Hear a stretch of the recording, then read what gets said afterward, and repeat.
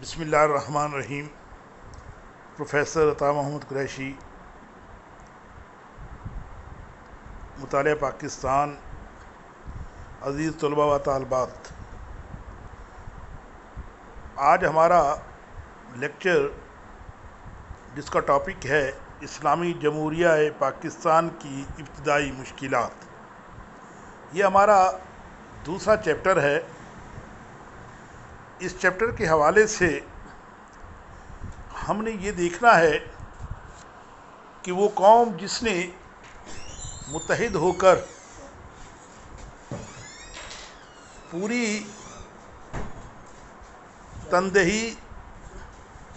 تندہی اور محنت کے ساتھ جانوں کی قربانی دے کر اس ملک عزیز کو حاصل کیا تھا، آیا اس ملک عزیز کے لیے مزید اسے مضبوط بنانے کے لیے کس طرح سے کوششیں کی گئیں؟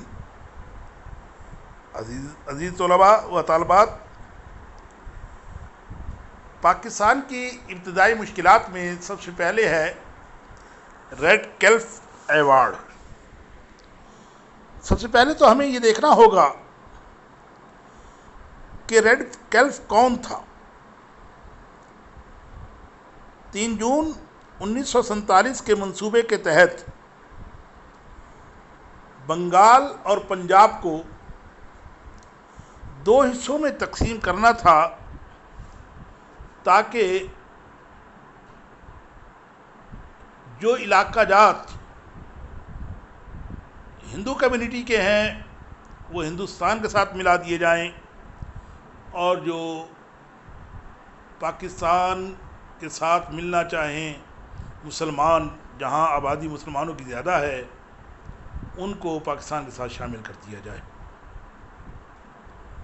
اور یہی بات 1946 کی کابینہ مشن میں بھی تفصیلاً بیان کر دیا گیا تھا، اور ریاستوں کے حوالے سے بھی یہی بات کہی گئی تھی۔ ریڈ کیلف یہ ایک انگریز وکیل تھا، لارڈ ماؤنٹ بیٹن نے، جو کہ ہندوستان کا آخری وائسرائے تھا، اس نے نہرو فیملی کے ساتھ دوستی نبھانے کے لیے ریڈ کیلف کو ہدایات دی، اور جب باؤنڈری تقسیم کرنے کا جو گروپ تشکیل دیا گیا تھا، یعنی مسلمانوں کی جانب سے 2 اراکین تھے، مشرقی پاکستان پنجاب کو تقسیم کرنے کے لیے، اور اسی طرح بنگال کو تقسیم کرنے کے لیے، اور 2 ہی اراکین جو تھے وہ ہندوؤں میں سے لیے گئے تھے، جن میں ایک سکھ بھی شامل تھا۔ ریڈ کیلف نے بددیانتی کا مظاہرہ کیا، ناانصافی کا مظاہرہ کیا۔ اس نے وائسرائے کی ہدایت پر وہ علاقہ جات جو مسلم آبادی میں زیادہ تھے، ان کو دیدہ دانستہ ہندوستان کے ساتھ شامل کرنے کی باؤنڈری لائن کھینچ دی، اسی طرح پنجاب کو اور اسی طرح بنگال کو۔ یہ ایک ایسا عمل تھا کہ جس نے مسلمانوں کے اذہان پر اور قلب پر کاری ضرب لگائی۔ وہ علاقہ جات جو ہندوستان کے ساتھ شامل کر دیے گئے اور پاکستان کو ان سے محروم کر دیا گیا، جبکہ آبادی کے لحاظ سے وہ مسلم آبادی پر مشتمل تھے، یعنی ضلع گرداسپور کی 3 تحصیلیں، گرداسپور، پٹھان کوٹ اور بٹالہ، اور ضلع فیروز پور کی تحصیل زیرہ، اور دوسرے وہ علاقہ جات جہاں مسلمان آبادی کے لحاظ سے زیادہ تھے، ان کو ہندوستان میں شامل کر دیا گیا۔ اصل میں اس کا مین مقصد یہ تھا کہ یہ علاقہ جات انڈیا کو دینے کا مقصد یہ تھا کہ انڈیا کشمیر میں داخلے کے 8 راستے تھے اور انڈیا کے پاس کوئی راستہ نہ تھا کہ وہ کشمیر میں داخل ہو سکتا. سب سے بڑی بددیانتی کا مظاہرہ یہی کیا گیا کہ مسلم آبادی کے یہ علاقے گرداسپور ضلع اور فیروز پور ضلع اس کو ہندوستان کو دے دیا گیا، جس سے ان کو ایک راستہ جو ہے کشمیر میں داخلے کا مل گیا. اور اس راستے کے ملنے کی بنا پر ہندوستان نے اپنی افواج کشمیر میں اتار دیں، جس کی بنا پر کشمیر ہی کے مسئلے پر 3 جنگیں ہو چکی ہیں. پہلی جنگ 1948 کو، دوسری 1965 کو اور تیسری 1971 کو. لیکن آج تک کشمیر کا مسئلہ جو ہے وہ حل نہیں ہو سکا ہے. دوسرا ہے انتظامی مشکلات. پاکستان کے سرکاری ملازموں پر فائز غیر مسلم لوگوں کی بڑی تعداد ہندوستان منتقل ہو گئی. ہمارے پاس دفاتر نہ تھے، اسٹیشنری کے کام کے لیے کاغذ نہ تھے، ٹائپ رائٹر نہ تھے، پینسلیں نہیں تھیں، ٹیبلیں نہیں تھیں، چیئرز نہیں تھیں. اس کے باوجود قائد اعظم علیہ رحمت کی فراست اور ان کے تدبر نے ایسا کام کیا کہ پوری قوم یہاں پھر حوصلے سے اپنے پاؤں پہ کھڑی ہو گئی. قائد اعظم علیہ رحمت نے انڈین سول سروس میں کام کرنے والوں کو یہ پیغام دیا کہ اگر آپ پاکستان میں جا کر کام کرو گے تو آپ کو اگلے گریڈ میں خود بخود ترقی مل جائے گی. اس پر بہت سے مسلمان افیسران وہ تیار ہو گئے. قائد اعظم علیہ رحمت کے حکم کے مطابق انہیں ٹاٹا ایئر لائنز کے ایک جہاز کے ذریعے سے پاکستان میں منتقل کیا گیا. اور یہ بھی آپ کے ذہنوں میں ہو کہ چودھری محمد علی جو کہ انڈین سول سروس میں اتالیق تھے، استاد تھے، وہاں کے افیسران کو اکیڈمی میں پڑھایا کرتے تھے، ان سے جب قائد اعظم علیہ رحمت نے بات کی اور پاکستان میں منتقل ہونے کا اندیہ دیا تو چودھری محمد علی نے قائد اعظم علیہ رحمت کی اس دعوت کو قبول کر لیا اور کہا کہ ٹھیک ہے، میں پاکستان جا کر اپنی خدمات اپنی قوم کو دینے کے لیے تیار ہوں. وہ وہاں سے تشریف لے آئے. آپ یہ جان کر حیران ہوں گے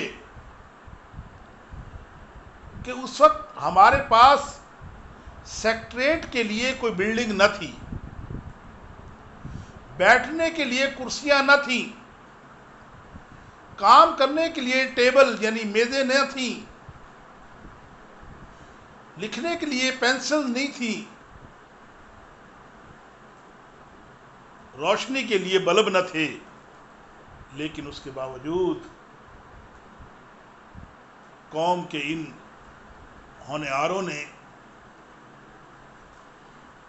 ہمت سے کام لیا، قائد اعظم کی باتوں کو اپنے اذہان میں اجاگر کیا. کرسی کی جگہ پر ٹاٹ بچھا دیے گئے، میز کی جگہ پر گھی کے کنستر رکھ دیے گئے، پینسل کی جگہ پر سیل کے سکے گھڑ کر ان سے کام لیا گیا. روشنی کے بلب کے آلٹرنیٹ کے طور پر چراغ جلائے گئے مٹی کے. اس طریقے سے قوم کے ان مخلص لوگوں نے کام کیا اور مشکلات پر قابو پا لیا. سیکٹریٹ کے لیے نواب آف بہاولپور نے اپنا محل جو ملیر میں ہے کراچی کے اندر وہ وقف کر دیا. نہ صرف محل وقف کیا بلکہ 2.5 سال تنخواہیں بھی نواب آف بہاولپور نے اپنی جیب سے دی اور قائد اعظم علیہ رحمت کو سفر کے لیے اپنی ذاتی گاڑی بھی ان کو پیش کر دی. یہ وہ خدمات ہیں نواب آف بہاولپور کی جو اس نوزائیدہ مملکت پاکستان کے لیے انہوں نے پیش کی، جسے تاریخ آج تک سنہری حروف سے جو ہے لکھتی بھی ہے اور ان کو خراج تحسین بھی پیش کرتی ہے. اس کے بعد تھے مہاجرین کی آمد. جیسے ہی ملک کی آزادی کا اعلان ہوا، لوگ اور بالخصوص مسلمان جوک در جوک قافلوں کی شکل میں ہندوستان سے پاکستان میں منتقل ہونا شروع ہو گئے. ہندو گورکھوں نے سکھوں کے ساتھ مل کر ان آنے والے مسلم قافلوں پر حملے کیے، ان کو تہہ تیگ کیا، ان کے مال و اسباب کو لوٹ لیا، لاکھوں لوگوں کو بے گھر کر دیا اور وہ ہجرت پر مجبور ہو گئے. جب وہ لوگ پاکستان کی سرزمین میں داخل ہوئے تو قائد اعظم علیہ رحمت نے ان کو عارضی کیمپوں میں رکھنے کا اعلان کیا. ان کی خوراک، رہائش اور ادویات کا بندوبست کیا. پاکستان نے تیزی سے منصوبہ بندی کی. مقامی لوگوں نے آنے والے ان مسلم مہاجرین کے لیے اپنے گھر کے دروازے کھول دیے. کھانے پینے کا راشن وافر مقدار میں ان کے کیمپوں میں بھی اور ان تک پہنچایا گیا. یہ ایک ایسا اخوت کا جذبہ تھا، مواخات کا ایک ایسا عملی مظاہرہ تھا کہ جس سے قوم واقعی ایک قوم بن کر دکھلا گئی. اور اتنے بڑے چیلنج کو قائد اعظم نے بڑی خندہ پیشانی سے حل کیا. ایک فنڈ قائم کیا جسے مہاجر ریلیف فنڈ کہا جاتا ہے. مخیر حضرات سے گزارش کی گئی کہ یہاں چندہ دیا جائے اور وہاں جو پیسہ اکٹھا ہوتا اس سے ادویات خریدی جاتی، راشن خریدا جاتا اور مہاجرین میں جو ہے وہ تقسیم کر دیا جاتا تھا.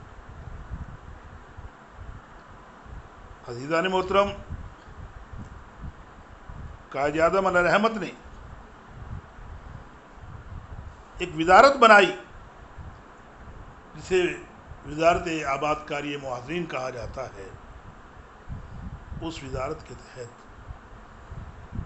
اس کا سربراہ خان لیاقت علی خان کو بنایا گیا اور واضح طور پر یہ کہا گیا کہ مسلمانوں کو آباد کرنے کے لیے وہ جو اپنی جائیدادیں ہندوستان میں چھوڑ کر آئے ہیں ان سے ان کے ڈاکومنٹس لیے جائیں اور کلیم لے کر ان کو ان کے عوض زمین کی جگہ پر زمین، مکان کی جگہ پر مکان دیے جائیں تاکہ وہ لوگ اپنے دست بازو سے محنت کر کے اپنے پاؤں پہ خود کھڑے ہو سکیں. شکریہ. باقی کل انشاءاللہ.